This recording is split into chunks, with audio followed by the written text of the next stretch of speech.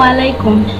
আজ আমি আপনাদেরকে ফ্রেঞ্চ ফ্রাই তৈরি করে দেখাবো। তো চলুন রান্নাটি শুরু করা যাক। তো ফ্রেঞ্চ ফ্রাই করার জন্য এখানে আমি 3টে আলু নিয়েছি। আলুগুলো একদম লম্বা লম্বা করে ফ্রেঞ্চ ফ্রাইয়ের শেপে কেটে নিব। আলুগুলো সুন্দর করে কেটে পরিষ্কার করে ধুয়ে পানি দিয়ে দিয়েছি। এখন পরিমাণ মতো লবণ দিয়ে দিব।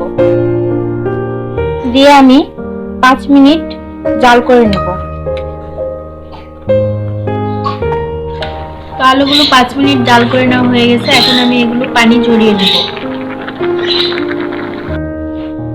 পানিটা ভালোভাবে শুকিয়ে যাওয়ার জন্য এভাবে আমি এখন 20 মিনিট রেখে দিব।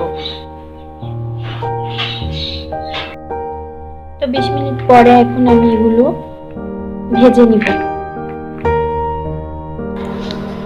ফ্রেঞ্চ ফ্রাইগুলো ভেজে নেওয়ার জন্য চুলায় একটি কড়াই বসিয়ে আমি পরিমাণ মতো তেল দিয়ে দিয়েছি। এখন আমি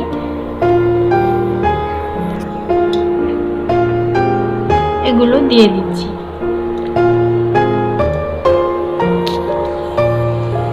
এখন অল্প আঁচে ফ্রেঞ্চ ফ্রাইগুলো ভালোভাবে ভেজে নিব।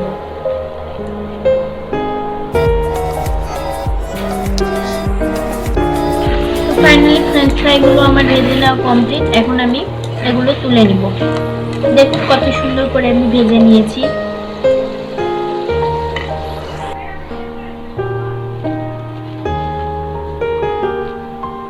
আশা করি আমার এই রেসিপিটি আজকে আপনাদের কাছে অনেক ভালো লেগেছে। ভালো লেগে থাকলে অবশ্যই একটি লাইক দিবেন আর আমার চ্যানেলটি সাবস্ক্রাইব করে দিয়ে পাশেই থাকবেন। তো এই হচ্ছে ফ্রেঞ্চ ফ্রাইগুলোর ফাইনাল লুক। কেমন হয়েছে অবশ্যই কমেন্ট করে জানাবেন। আল্লাহ হাফেজ।